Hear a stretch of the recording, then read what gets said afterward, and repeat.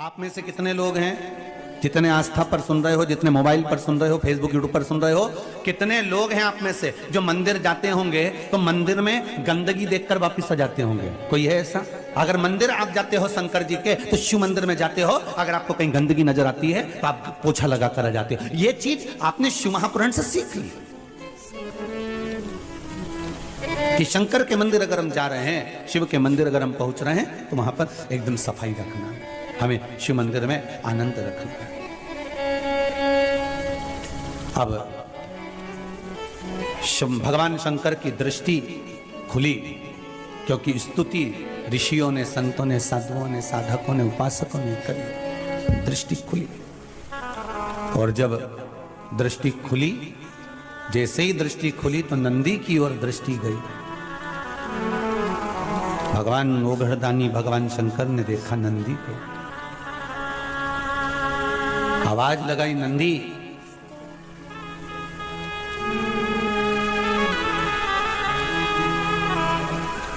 नंदी,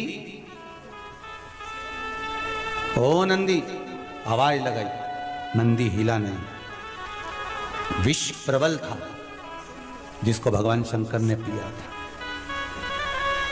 प्रबल विष।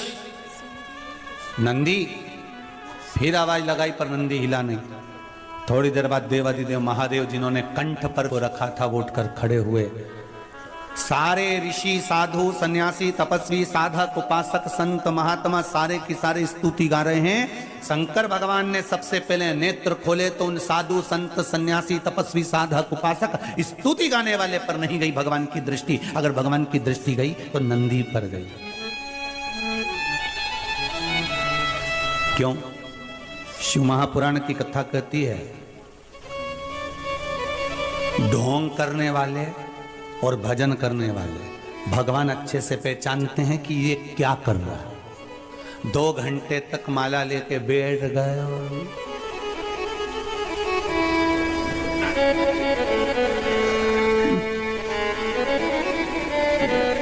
भगवान को मालूम है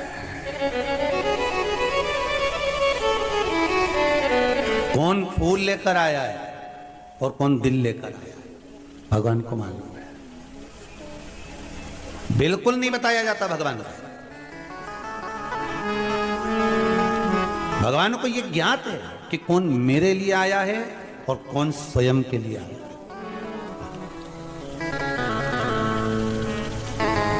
एक बात जरूर कहूंगा, अभी शिव मंदिरों में जितनी तुम्हें भीड़ नजर आती है ना, ये दिखावे की भीड़ नहीं है, ये शंकर के गणों की भीड़ है, शिव के भक्तों की भीड़ है, ये शंकर के भक्तों की भीड़ है। ये दिखावे की भीड़ नहीं है शिव मंदिरों में। अभी जो तुम सोमवार के सोमवार दर्शन करते हो, शंकर भगवान के मंदिर में पशुपति व्रत होते हैं, सोमवार का आनंद होता है, लोग मंदिर में 5-5 दिए लगा कर जाते हैं, ये दिखावे की भीड़ नहीं है, ये दिल से जुड़े हैं भगवान शंकर से। इसलिए शायद मेरा भोलेनाथ, मेरा ओघड़ी, मेरा शंकर दिल से देता भी है। एक पत्र आया बड़ा सुंदर,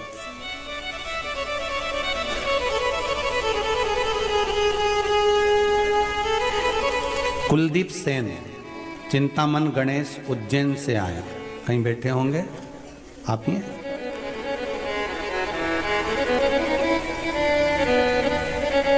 जरा खड़े होइए, माइक दीजिएगा। आपने लिखा है कुलदीप जी कि शादी के लिए 3 वर्ष से घर के लोग परेशान थे, आपने लिखा है। हाँ, लिखा था वो। अब विवाह का क्रम हुआ? हाँ, हो गया। हाँ। यहाँ पहले आए थे आप? हाँ, आए थे 22 तारीख, 22 अक्टूबर को आए थे। हाँ। और दूसरी बार अभी आए हो, जनवरी है। हाँ। अक्टूबर, नवंबर, दिसंबर 3 महीने में बाबा ने वापस बुला लिया। हाँ। विवाह हो गया? हो गया। बाबा की बधाई, बहुत बहुत। बैठिए विराजी। श्री शिवाय। शिवाय। बहू आई है साथ में? बहू आई है? अच्छा, दोनों आए हैं। श्री शिवाय नमस्तुभ्यम, बहुत बहुत धन्यवाद, बधाई। बाबा की कृपा है। शिव उपासना में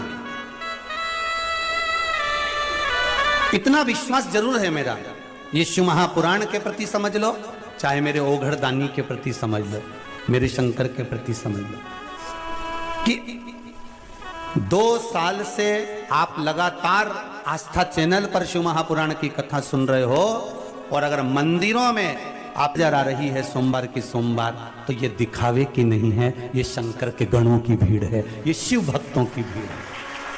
और दिल से विश्वास रख। एक पत्र और बड़ा सुंदर आया है महाराज, देखिए।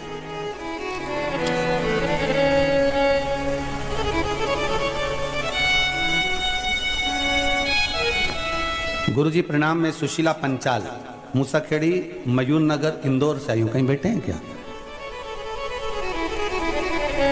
उन्होंने पत्र लिखा है, मेरे पति की नौकरी चली गई थी गुरुदेव। इस पत्र में लिखा हुआ,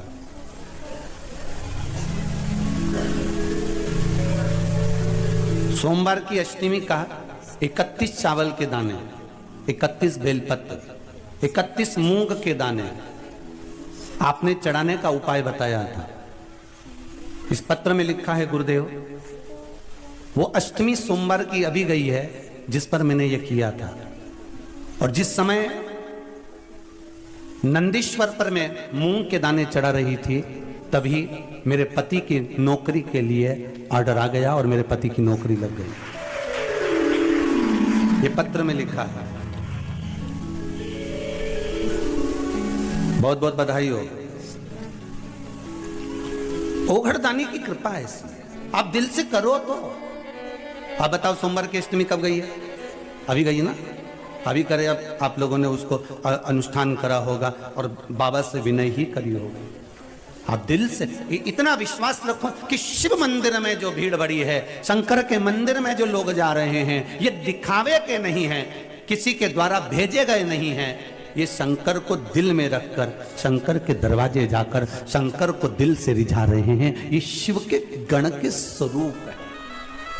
ये शंकर की निंदा नहीं सुनने वाले में से, ये शिव की निंदा नहीं सुन सकते। ये शंकर के भगत हैं, शिव के उपासक हैं, शंकर के भक्तों के आनंद में, जैसे नंदी, भृंगी, श्रृंगी, ये सारे जो शिव के गण हैं, उन नामों में मुझे विश्वास है कि जो शंकर की स्तुति कर रहे हैं, शंकर का भजन कर रहे हैं, शिव महापुराण को नित्य श्रवण कर रहे हैं, ये मेरा विश्वास कहता है कि ये भी शंकर के गणों की गिनती में ही आएंगे। ये पीछे नहीं हटने वाले, ये शिव के अपने हैं, कोई दूसरे नहीं। नंदी, भगवान शिव का ध्यान किसी पर नहीं गया, ना साधु पर, ना संत पर, ना सन्यासी पर, ना तपस्वी पर, ना साधक पर, ना उपासक पर। भगवान शंकर का अगर ध्यान गया तो सीधे नंदी पर गया। क्यों? क्योंकि भगवान को यह मालूम था कि ये स्तुति कर कर चले जाएंगे, पर सबसे प्रबल अगर किसी ने काम किया है, इन्होंने तो शिव जी के नेत्र खुले कब करी, क्योंकि मैंने विष पिया, पर इससे भी प्रबल अगर काम किसी ने करा है, संसार के लोगों को बचाने का काम करा है, तो ये जो नीचे बूंद गिरी है, इस बूंद को जो नंदी ने चाटा है, इसने सबसे प्रबल काम किया। स्तुति करने वालों से ज्यादा प्रबल है कर्म करने वाला।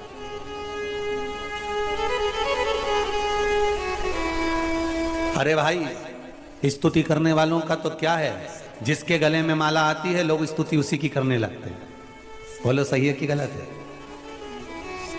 तुम्हारे नगर में, तुम्हारे क्षेत्र में, तुम्हारे मोहल्ले में जो एमएलए का चुनाव लड़ रहा है, जो सांसद का चुनाव लड़ रहा है, जो मंत्री का चुनाव लड़ रहा है, जो अध्यक्ष का चुनाव लड़ रहा है, जो उपाध्यक्ष का चुनाव लड़ रहा है, कोई पार्षद आदि का चुनाव लड़ रहा है, तो जो जीत गया, सारे घर के लोग, परिवार के लोग, मोहल्ले के लोग, नगर के लोग पहले दूसरे को माला पहनाते थे, वो हार गया, उसको ना पहनाकर किसको पहनाएंगे?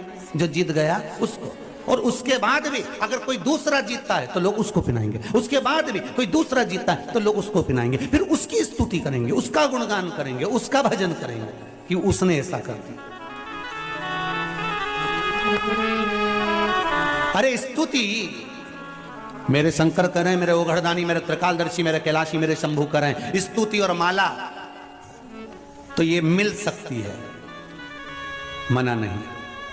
वो कितने समय की होती है? थोड़े समय, पर गुणगान भगवान का जो कर्म करा है नंदी ने, वो कहने के लायक नहीं, हृदय से लगाने के लायक है। और भगवान मेरा ओघड़दानी, मेरा त्रिकालदर्शी, मेरा कैलाशी, मेरा शिव उठा, और मेरा शंकर, मेरा ओघड़दानी, मेरा शंभू, मेरा त्रिकालदर्शी, मेरा कैलाशी,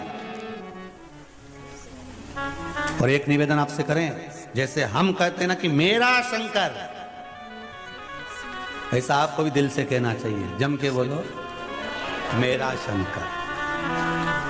एक ही तो है जिसको अपन मेरा कह सकते हैं, बाकी के तो सब मतलब के यार हमने देख लिया।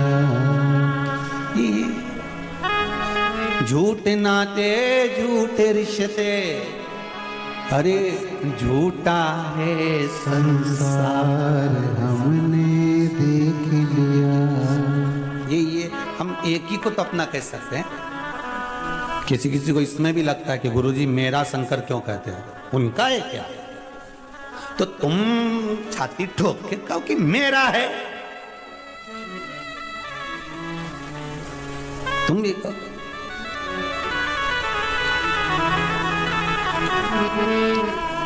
क्यों?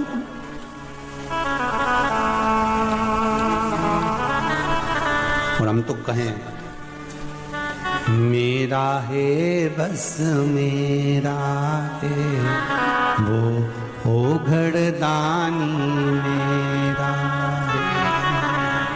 मेरा है बस मेरा है वो घड़दानी, नहीं किसी का और वो बंधु, नहीं किसी का शिवदानी, बस मेरा है बस मेरा है ओ घड़दानी, मेरा है। देखो, विश्वास रखकर करना तुम्हें पड़ेगा। तुम खाओगे तो तुम्हारा पेट भराएगा, और हम खाएंगे तो जम के बोलिए जरा हमारा भराएगा। बेटा खाएगा बेटे का, माँ खाएगी माँ का, पिता खाएगा पिता का, भाई खाएगा भाई का, दोस्त खाए दोस्त का। प्लेट सामने रखी है, ठीक है, और प्लेट सामने रखी है तो क्या पेट भरा जाएगा? जम के तो बोलो जरा, भराएगा नहीं। प्लेट रखी है और पेट नहीं भराएगा। खाना पड़ेगा, कर्म करना पड़ेगा, रोटी का टुकड़ा तोड़ना पड़ेगा, मुख में डालना पड़ेगा।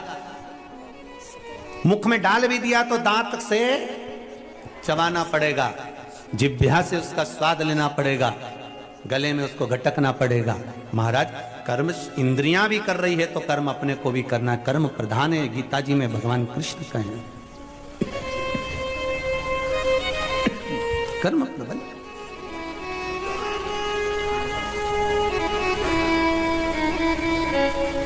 और कर्म की प्रबलता, कर सेवा तू लगन लगा के, मन में सच्चा भाव जगा के, कर्म प्रबल करो। भगवान शिव गए नंदी के पास में, और नंदी के गले में बैया देकर शंकर भगवान ने कहा नंदी के कानों में, उठो नंदी उठो। एक बार ये कथा कहीं कही तो किसी ने कहा गुरुजी वो शंकर भगवान ने नंदी से क्या कहा था? तो ये तो नहीं मालूम कि नंदी से क्या कहा था, पर इतना जरूर कहा होगा, श्री शिवाय नमस्तुभ्यं, श्री शिवाय नमस्तुभ्यं, श्री शिवाय नमस्तुभ्यं। ये चेतना दे देता है मन में, जनमानस को चेतना प्रदान कर देता है ये मन।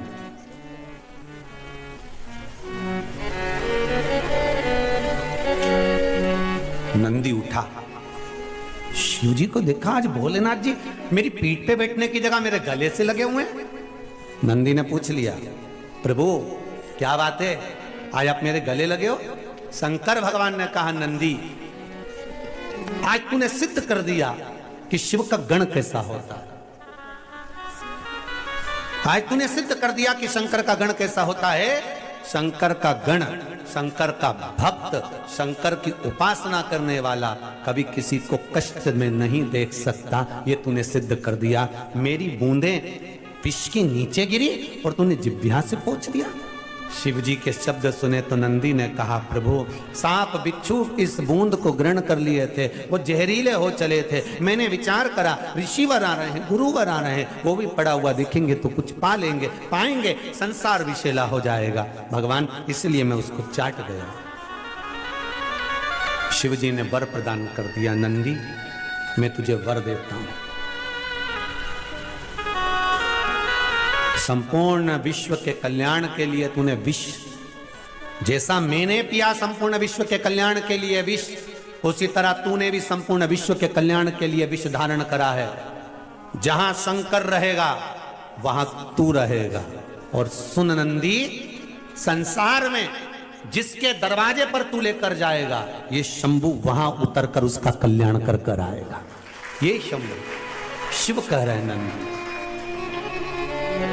इसलिए निवेदन है, कई लोगों ने कहा गुरुजी आपने सोमवार की अष्टमी के दिन नंदी के सामने मूंग क्यों चढ़वाई 31 दाना, तो उसका वर्णन शास्त्र आनंद में कर रहा है साहब।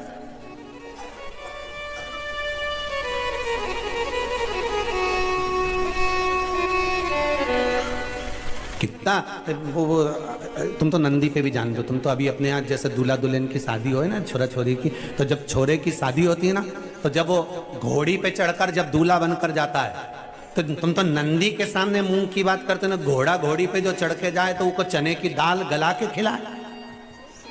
तो अब तुम वो दूल्हे की माँ से पूछो, क्यों रे माता जी, काकी जी ने, बुआ जी, तुमने इसको चने की दाल क्यों खिलाई? पूछो वो घोड़ी के क्यों खिलाई, वह घोड़ा के क्यों खिलाई? पूछा जाए जरा कि उस घोड़ा घोड़ी के चने की दाल क्यों खिलाई? तो क्या इसलिए खिलाई कि मेरा छोरा घोड़ी पे चढ़कर जाएगा, जिसके दरवाजे पर जाना है, इस चने की दाल को मैं खिलाकर भेज रही हूं कि कहीं इधर उधर पड़ा हुआ सामान ना खाकर मेरे छोरे को लक्ष्य तक लेकर जाना और जिसके द्वार जाना है वहां तक पहुंचाना। हमने नंदी पर 31 मूंग क्यों चढ़ाए? कि शंभो मेरे हृदय की बात को याद रखना भोलेनाथ, मेरे नंदीश्वर भगवान, मेरे चित्त में जो मन में चल रहा है इसको लक्ष्य तक पहुंचाना, और आप ही हो जो शंकर को मेरे दरवाजे तक लेकर आ सकते हो, इसलिए मूंग चढ़ाए। आप हो जो शिव को मेरे द्वार तक ला सकते हो, कोई दूसरा नहीं।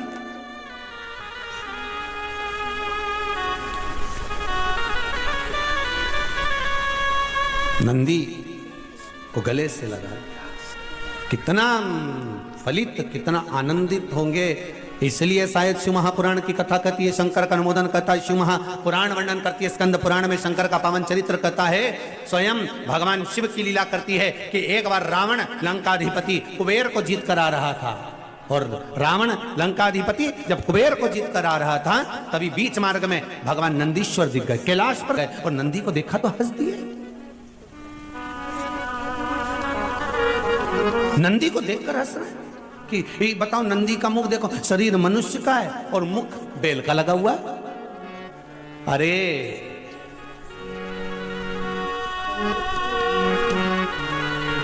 जब ये नंदी हुए थे ना, पृथ्वी से प्रगटे थे, सुंदर बालक थे, बड़े सुंदर, इतने सुंदर थे, इतने सुंदर थे। शिव महापुराण की कथा कहती है जैसे मेरे भोलेनाथ सुंदर थे, ऐसे नंदी सुंदर थे। शिलाद ब्राह्मण के घर में जब जन्म हुआ, इतने सुंदर, इतने सुंदर, इतने सुंदर, कहते हैं देवलोक में जितनी अप्सराएं थी वो नंदी को देखकर उनकी ओर आसक्त हो जाती, इतने सुंदर थे भगवान।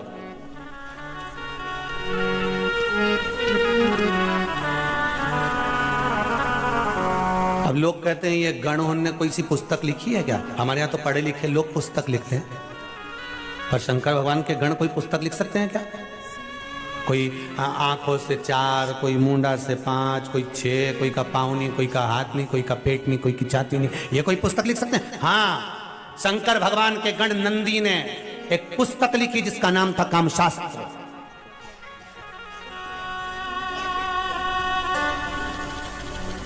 उन्होंने भी लिख दिया, एक शास्त्र लिखकर दे दिया। देवलोक की अप्सराएं, देवलोक की देवताओं के धाम में निवास करने वाली अप्सराएं नंदी को देखकर इतने आनंद में, इतना सुंदर बालक, इतना सुंदर बालक, इतना सुंदर बालक, बस इतना सुंदर जितने मेरे देव अधिदेव महादेव सुंदर, क्योंकि शंकर का ही तो एक स्वरूप है नंदी। जितने शिव सुंदर, कर्पूर गौरम करुणावतारम संसार सारम भुजगेरा सदा संतम विजयार वंदे भवम भवानी सहितम। इतने सुंदर है जो कर्पूर गौरव, कर्पूर के स्वरूप की तरह। नंदी भी इतने सुंदर, मेरा शंभु भी इतने सुंदर, मेरा विश्वनाथ, मेरा महाकाल राजा, मेरा कैलाशी, मेरा कुबेर भंडारी, मेरा कुबेरेश्वर महादेव इतना सुंदर। नंदी भी सुंदर है, शिव भी सुंदर। अब नंदी को देखकर सब आसक्त हो जाए। तो नंदी ने विचार करा कि अगर मैं इतना सुंदर रह गया और शंकर जी की सेवा में रहा और लोग शिव जी के दर्शन करने आए, शिव के धाम में पहुंचे और मुझसे मिले, ये अच्छी बात थोड़ी ना। उन्होंने शंकर जी से कहा, भोलेनाथ, शिव जी ने कहा, मांग तुझे क्या चाहिए? प्रभु प्रभु, हाँ, मेरा चेहरा पशु का कर दो, बैल का कर दो, वृषभ का कर दो। शिव जी ने कहा, इतने सुंदर नंदी का चेहरा अगर मैं वृषभ का बनाऊंगा, बैल का बनाऊंगा, अच्छा लगेगा? नंदी का नहीं लगेगा। प्रभु आप तो मेरा चेहरा वृषभ का कर दीजिए, बैल का कर दीजिए। शिव जी ने कर दिया, ठीक है। जितने गण तुमको पीछे फोटो में दिख रहा है, जितने, एक भी सही साथ ठिकाने का दिख रहा है?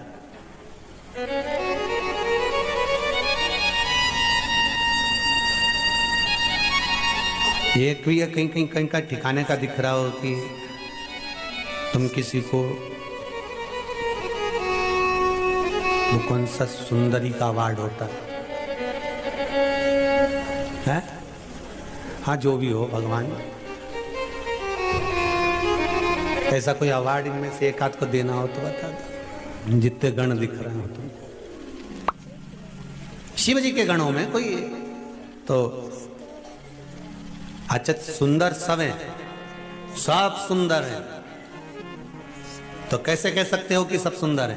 तो शिव महापुराण की कथा में कहा है, सत्यम शिवम सुंदरम, मतलब जो सत्य के मार्ग पर चलता है उसको शिव मिल जाता है, और जिसको शिव मिल गया उसका जीवन तो वैसे ही सुंदर हो जाता है। तो हमको लग रहा है कि ये सुंदर नहीं है, हमको लग रहा है कि इन्होंने रूप बदल कर रखा है, कोई 12 आंख रखे, कोई 12 हाथ रखे, कोई पांव रखा, कोई सिर रखा, पर इनकी सुंदरता भले हमें लगे कि ये सुंदर नहीं दिख रहा है, पर ये हृदय के सुंदर। संसार में दो तरह के लोग होते हैं साहब, एक सुंदर तो बहुत दिखे, बहुत सुंदर साहब, अरे उनकी बहू ऐसी जोरदार, अरे उनकी बेटी ऐसी जोरदार, ने उनका छोरा इतना जोरदार, ने उनकी काकी ऐसी सुंदर, ऐसी सुंदर, इतनी बढ़िया। फिर क्या? फिर वो ऊपर रह रही, अपन नीचे रह रहे। मतलब केवल चेहरे की सुंदरता थी, पर भीतर की सुंदरता नहीं, भीतर की सुंदरता नहीं। महाराज खूब सुंदर थे नंदी। नंदी ने कहा, नहीं नहीं प्रभु, मेरे को ये स्वरूप नहीं चाहिए, मेरे को तो आप पशु का स्वरूप लगा दो, वृषभ का स्वरूप लगा दो, और मेरा ये स्वरूप बना दीजिए ना, मुझे ये स्वरूप नहीं चाहिए। भगवान ने कहा, अरे नंदी तेरा स्वरूप बिगड़ गया, नंदी रूप से मतलब नहीं, आप तो दाता तेरे चरणों के होना हमें दास है, तेरे चरण रज से बुझानी हमें कुछ नहीं चाहिए, आप तो अपना बनाकर रखो, जैसे हैं आपके रहें बस। भगवान ने उसको वृषभ का मुख लगा दिया, नंदी का मुख, बैल का मुख लगा दिया। श्री शिवाय नमस्तुभ्यं। हम दर्शकों, यदि आप पर कर्जा बहुत ज़्यादा हो गया है और आप कर्जा चुका नहीं पा रहे हैं, तो एक छोटा सा उपाय है जो पूजनीय श्री पंडित प्रदीप जी मिश्रा द्वारा बताया गया है। इस उपाय को अवश्य कर लीजिएगा, आपका कर्जा तुरंत उतर जाएगा। इस उपाय को करने के लिए आपको 1 लोटा जल लेना है, उसमें 7 दाने चने की दाल के डालना है और 3 पत्ते शमी पत्र के डालना है। शमी पत्र कुछ इस तरीके का होता है। शमी के पूरे पेड़ का भी वीडियो हमने डाला हुआ है, वो भी अवश्य देख लीजिएगा, जिससे आपको शमी की पहचान हो सके। 3 पत्ते आपको शमी के लेने हैं, 1 पत्ता बेलपत्र का लेना है और उस लोटे में तीनों चीज़ें डाल लेनी है। और सुबह सुबह किसी भी दिन आप यह उपाय करें। सुबह सुबह स्नान करने के बाद में सूर्य को पूर्व दिशा की ओर आधा लोटा जल चढ़ाएं इसी जल से, और उसी स्थान पर खड़े होकर पूर्व दिशा की ओर मुख करके आधा लोटा जल समर्पित कर दें और मन में मनोकामना करनी है कि जल्द ही कर्जा चुक जाए हमारा। बस ऐसा करते ही 4-5 बार आप यह उपाय करेंगे। सुबह सुबह किसी भी दिन कर सकते हैं आप। 3-4 दिन तक करके देखिए, आपका कर्जा शीघ्र ही उतर जाएगा। आप इस उपाय को अधिक से अधिक लोगों तक शेयर कीजिए ताकि और भी लोगों को यह उपाय की जानकारी प्राप्त हो। हमारे चैनल पर नए हैं तो चैनल को सब्सक्राइब जरूर कर लीजिएगा, बेल आइकन को प्रेस कर दीजिए ताकि हम जब भी कोई वीडियो डालेंगे आप तक सबसे पहले पहुंचेगा। मिलते हैं अगले वीडियो में। श्री शिवाय नमस्तुभ्यम।